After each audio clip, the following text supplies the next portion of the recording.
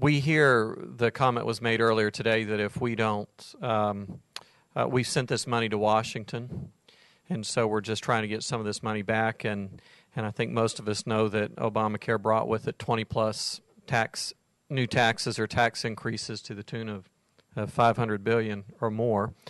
Is that money earmarked for Tennessee? Any of the money that Tennesseans have paid?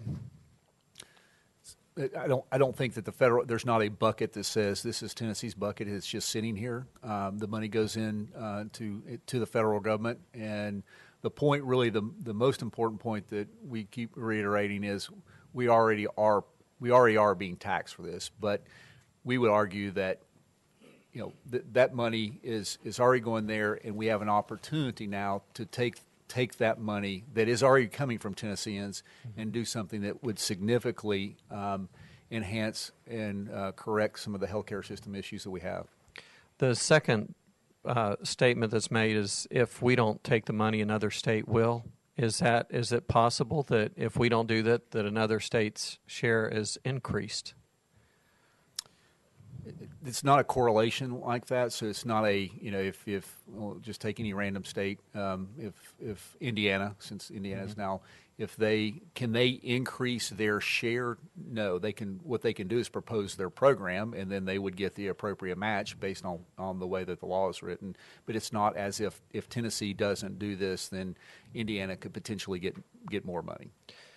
So if the money's not earmarked, and if another state can't get Tennessee's share, so to speak, and if the federal government is operating at a deficit, if we do this, do we increase the United States deficit?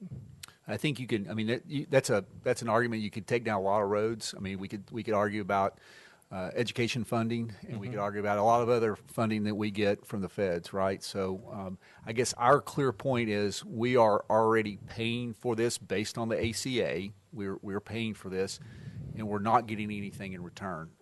That would be our argument.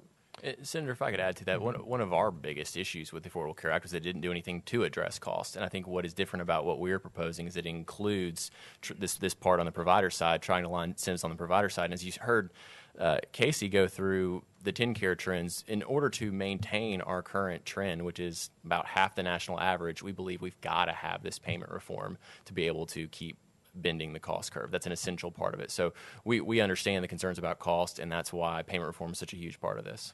But to focus solely on this issue that's before us today, would this increase the United States deficit if we participate in this program?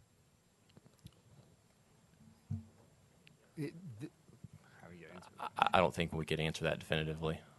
I don't think you can answer definitively either way, right? I mean, certainly a lot of us here would like to figure out how to address that issue, but I don't think if we participate, the other way to look at that is if we don't participate, it's not like the tax money is going to come back to Tennesseans.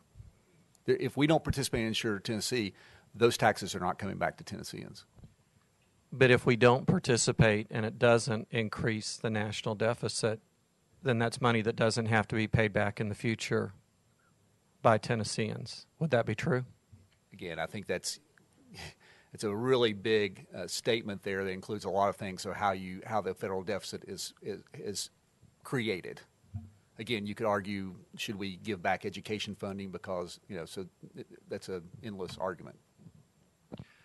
Which might be a discussion that we have at another time. But again, just focused on this issue, there is the possibility then that it increases the national deficit.